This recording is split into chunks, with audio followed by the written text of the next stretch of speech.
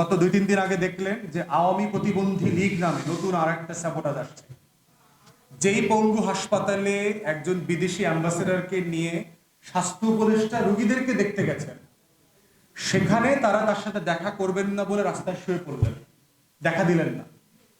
কিন্তু সেই প্রতিবন্ধীরাই বিকেলবেলা রাস্তা অবরোধ করে বলছেন যে উপদেষ্টাকে আসতে হবে, উপদেষ্টা এসে আমাকে দেখা করতে হবে, আমাদের মধ্য থেকে উপদেষ্টা নিয়োগ করতে হবে এবং আমাদের দাবি দেওয়া মেনে নিতে হবে।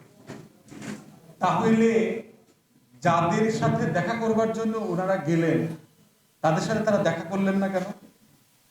আবার দেখা করলেন না, কিন্তু আপনারাই কেন আবার হুইল চেয়ারে ভর করে এসে রাস্তা অবরোধ করলেন?